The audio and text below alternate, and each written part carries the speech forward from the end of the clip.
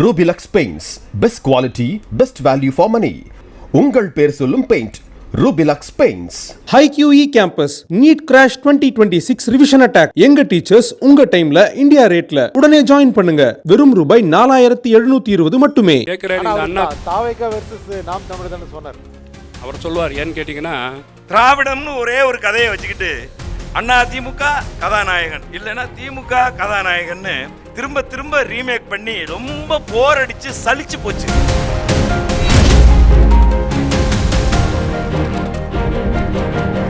ஒரு நல்லாட்சி வேணும் என்றதுதான் இன்னைக்கு கிரவுண்ட் ரியாலிட்டியா இருக்கு. லட்சோபல லட்சம் இந்த நல்லாட்சியை மாற்றுவதற்கு ஒரு ஆட்சி வரணும்னா தமிழக வெற்றி கழகம் வரணும்னு மக்கள் நினைக்கிறாங்க.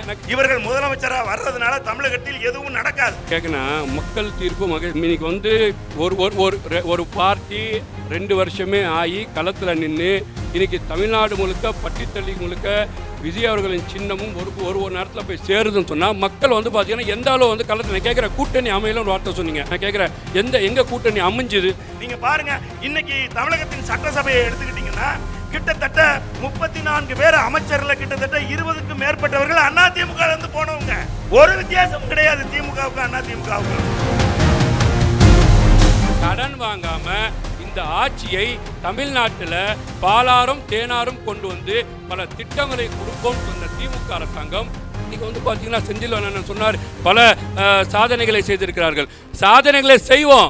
அந்த சாதனைகளை செய்யக்கூடிய திமுக இன்னைக்கு தமிழ்நாட்டில் ஒவ்வொரு நபர் மீது எவ்வளோ கடன் சுமையை சுமத்தி இருக்கின்றது. அதைத்தானே ஊதாரித்தனமாக தானே செஞ்சுக்கிட்டு இருக்கு. அப்ப இந்த அரசு ஊதாரி அரசு, இந்த அரசை தாங்கி நடத்தி கொண்டிருக்கக்கூடிய மாண்புமிகு முதலமைச்சர் ஒரு ஊதாரி முதலமைச்சர் என்று சொல்லாமல் நம்ம எப்படி சொல்லலாம்? நாம் தமிழர் கட்சியை சேர்ந்த இயக்குனர் திரு கலைஞம் அவர்களை பேச அழைக்கிறேன். இந்த நிகழ்வில் பங்கேற்றிருக்கிற சிறப்பு விருந்தினர்கள், எங்களுடைய மதிப்புக்குரிய ஐயா வேலுச்சாமி அவர்கள் மற்றும் தம்பி செந்தில்வேல் அவர்கள், ஏனைய விருந்தினர்கள், இந்த நிகழ்வை பார்த்து சிறப்பித்து கொண்டிருக்கக்கூடிய உறவுகள் அனைவருக்கும் வணக்கம். ஐயா அக்னி அவர்கள் பேசுகிற போது சொன்னாங்க 2 நடிகர்கள் அப்படின்னு சொன்னாங்க. உடனே ஐயா வேலுச்சாமி அவர்கள் சொன்னாங்க, அவர் என்ன எம்ஜிஆர் ஜெயலலிதாவையும் தாக்குறாரா அப்படின்னு கேட்டாங்க. எப்படியோ நான் திரைத்துறையை சார்ந்த ஒரு இயக்குனர், அவர் திரைத்துறையை பற்றி பேசிட்டதுனால என்னுடைய பேச்சை திரைத்துறையிலிருந்து தொடங்கலாம் அப்படின்னு நினைக்கிறேன். பொதுவாக கடந்த 60 ஆண்டு காலமாக தமிழ்நாட்டில் வந்து திரும்ப திரும்ப ஒரே கதையை வேற வேற கதாநாயகர்களை வச்சு ரீமேக் பண்ணிக்கிட்டே இருக்காங்க. அது என்ன கதைன்னு சொல்லு. அதான் திராவிடம்னு ஒரே ஒரு கதையை வச்சுக்கிட்டு அண்ணா திமுக கதாநாயகன் இல்லைன்னா திமுக கதாநாயகன்னு திரும்ப திரும்ப ரீமேக் பண்ணி ரொம்ப போர் அடிச்சு சலிச்சு போச்சு. ஆனால் எங்க அண்ணன் செந்தமிழன் சீமான் கொண்டு வர்ற கதை இருக்கு பாருங்க, அது ஒரிஜினல் கதை, புது கதை. அரசியலில் இதுவரைக்கும் யாரும் பேசாத கருத்துக்களை, தமிழகம் இதுவரை சந்திக்காத சிக்கல்களை, இதுவரைக்கும் இருந்த சிக்கல்கள் அனைத்தையும் அடித்து நொறுக்குகின்ற அளவுக்கான தத்துவத்தை, கருத்தை முன்வைத்து அவர் அரசியலை கொண்டு வந்துட்டு இருக்கார்.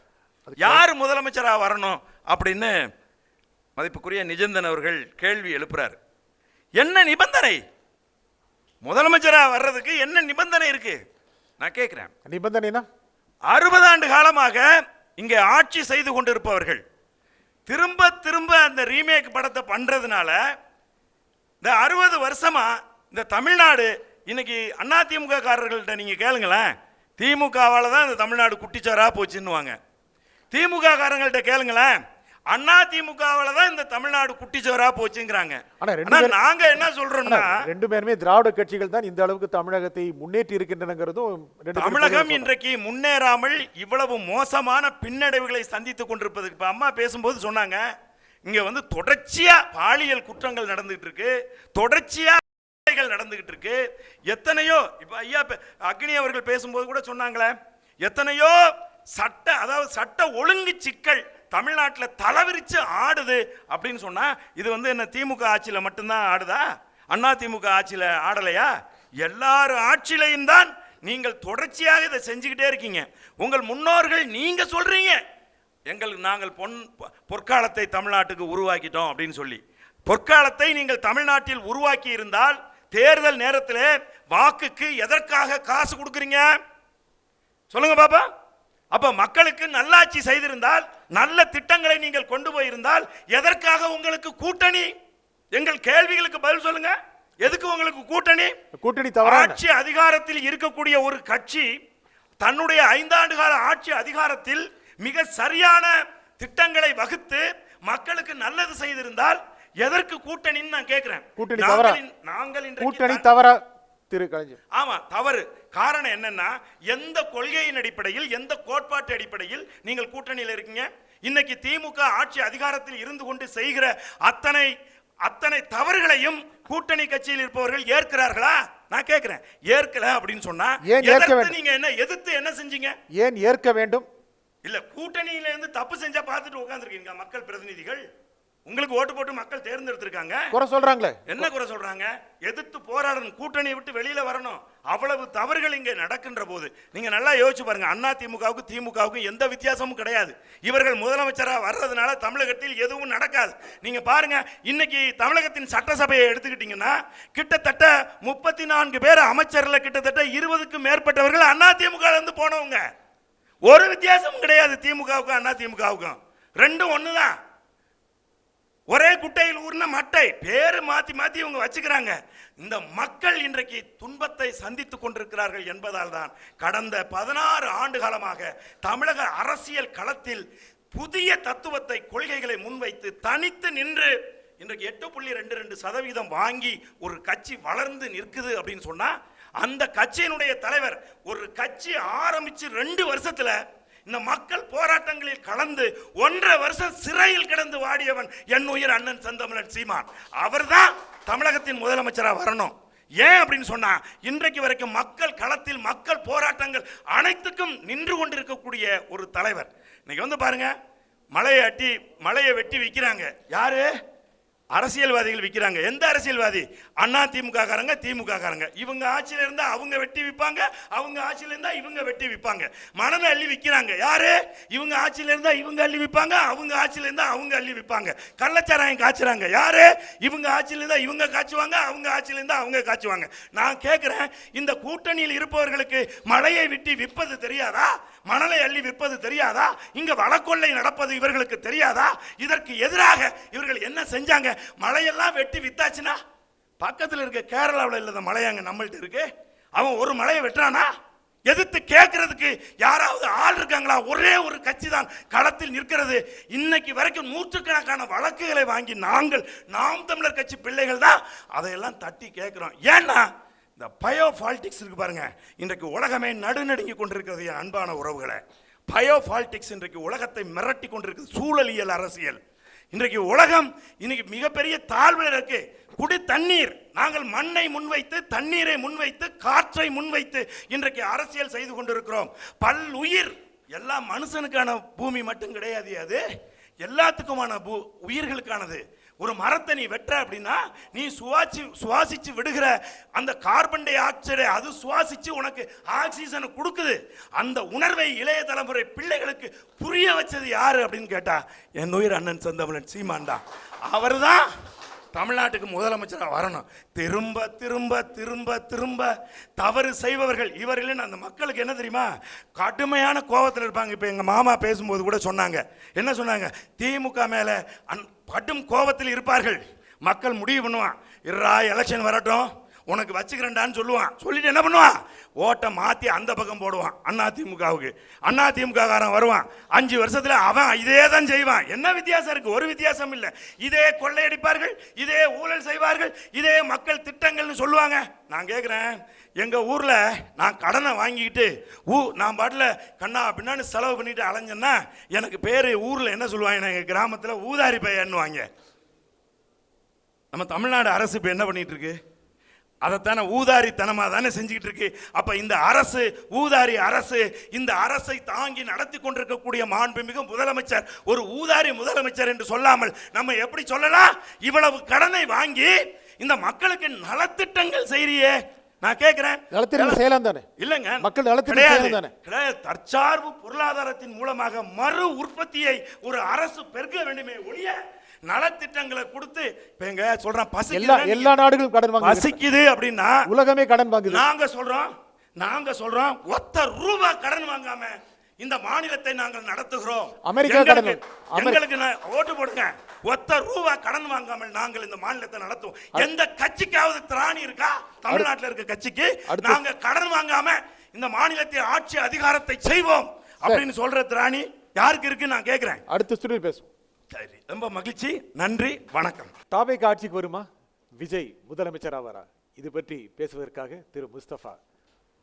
ஆகாய தமிழ் இடிமுழக்கம் சிறப்பாக இந்த அரசியல் களத்திலே சட்டமன்ற தேர்தலுக்கு வரக்கூடிய நேரத்திலே இந்த நிகழ்ச்சியை மிக சிறப்பாக நடத்தி கொண்டிருக்கின்ற பத்திரிகையாளர் மரியாதைக்குரிய நிஜந்தன் அவர்களே, மேடையில் அமர்ந்திருக்கும் அனைத்து கட்சியின் தலைவர்களே, பத்திரிகையாளர்களே, அரசியல் விமர்சகர்களே, பார்வையாளர்களே, அனைவருக்கும் முதல் கண் மாலை நேர வணக்கத்தை தெரிவித்துக்கொண்டு இந்த மேடையில் நாம் தமிழர் வேட்பாளர் ஆயிரவிளக்கு தொகுதி கலைஞன் அவர்களுக்கு வாழ்த்துக்களையும் தெரிவித்துக்கொண்டு இப்போ இருக்கக்கூடிய அரசியல் சூழலிலே திமுக அதிமுக மாறி மாறி ஆட்சி அமைத்திருக்கின்றது. 5 வருஷ ஆட்சியை திமுக நடத்தி முடிக்க இருக்கின்றது.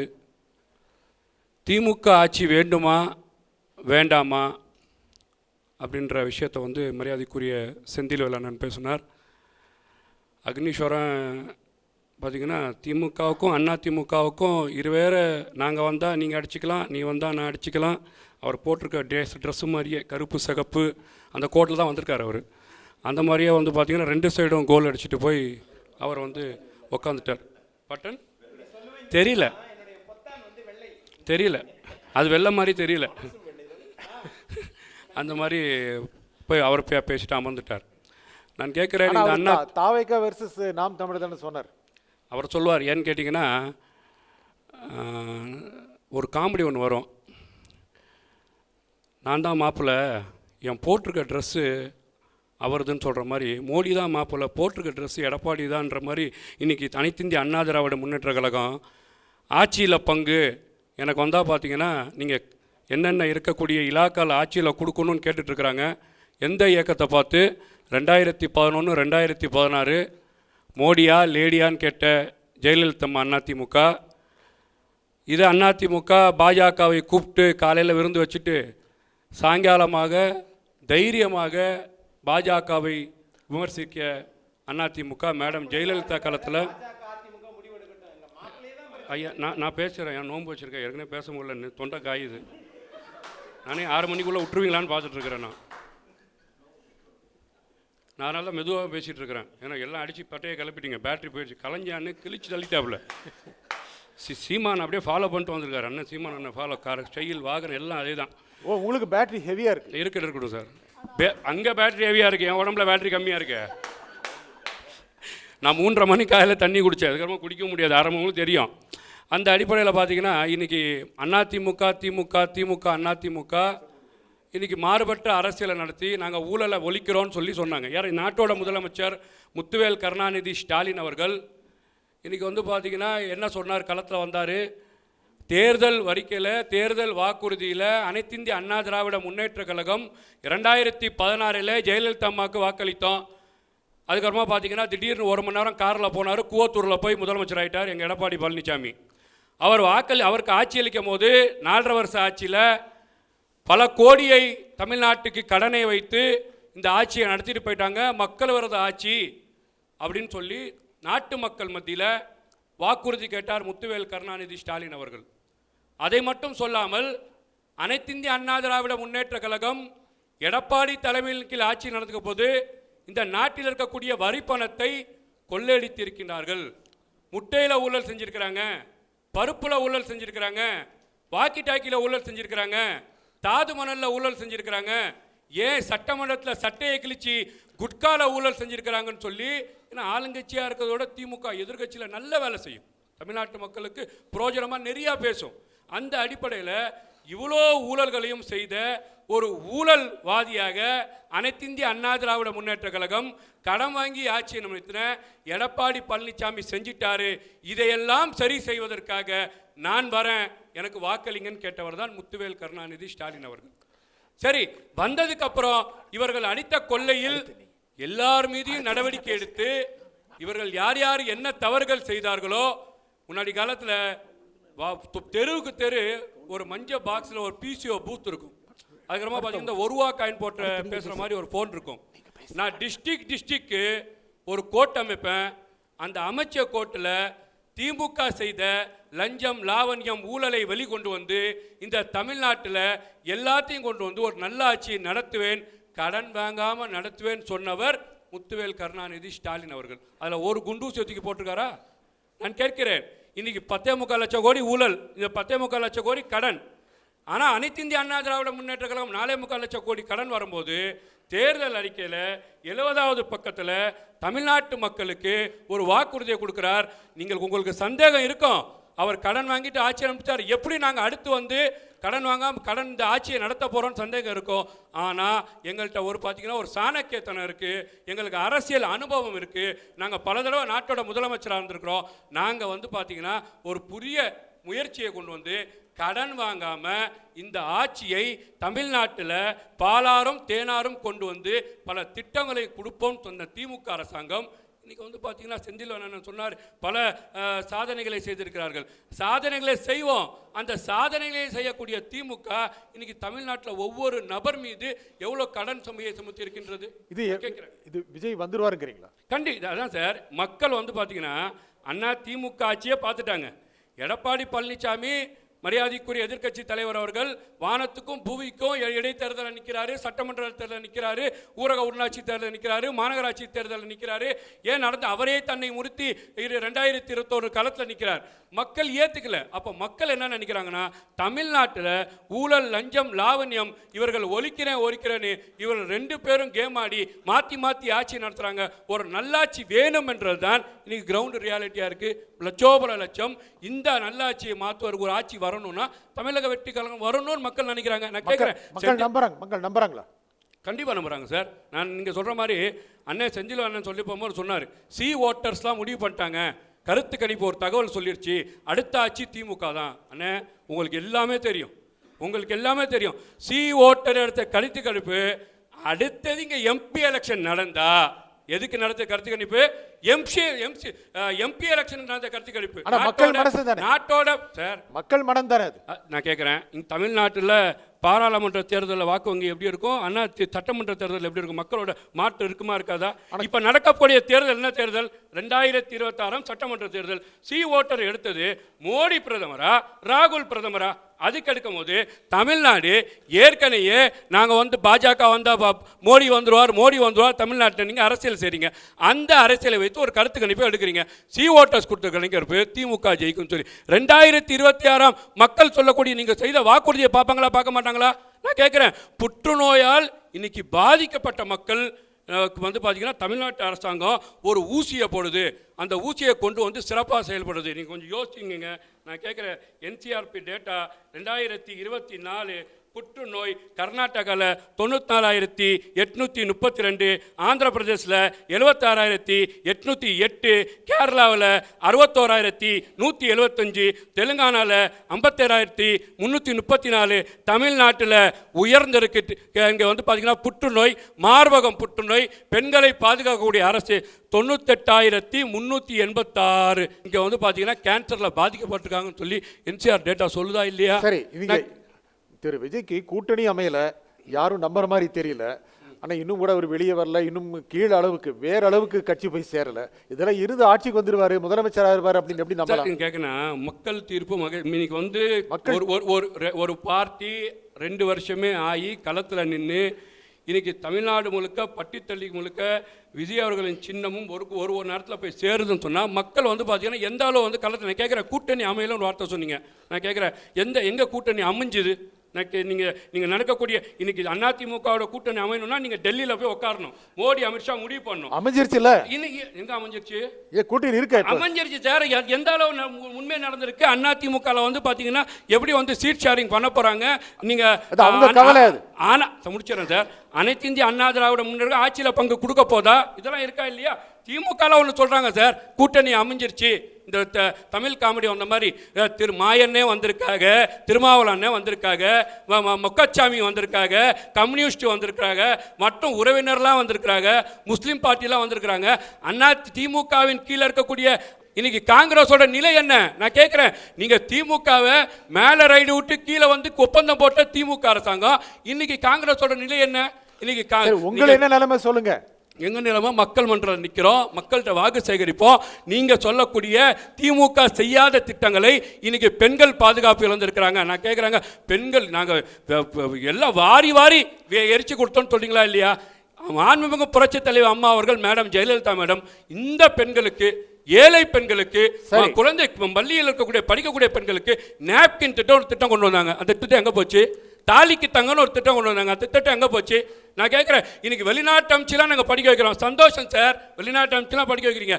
இப்போ கல்வி கடனை வந்து தள்ளுபடி செய்கிறேன்னீங்களே, எங்கே போச்சு அந்த கல்வி கடன்? நான் பெண்களுக்கு பாதுகாக்கிறதுக்கு எல்லா பகுதியிலையும் பால் ஊட்டுறதுக்கு ஒரு அறை கொடுக்குறேன்னு நீங்கள் கொண்டு வந்துட்டீங்களா? அப்ப திமுக 505 வாக்குறுதியை கொடுத்துட்டேன்னு சொல்லிட்டு அதுல 12.3% வாக்குறுதியும் நிறைவேற்றாத திமுக அரசாங்கத்தை ஆட்சி மாற்றம் வேண்டும். அந்த ஆட்சி மாற்றம் ஒரு நல்லவராக இருக்க வேண்டும். அந்த நல்லவர் மரியாதைக்குரிய விஜய் அவர்கள் கரத்தை வலுப்படுத்தக்கூடிய நோக்கில் தான் இன்னைக்கு பொதுமக்கள் என்று இருக்கிறாங்க நான் பார்க்கிறேன்.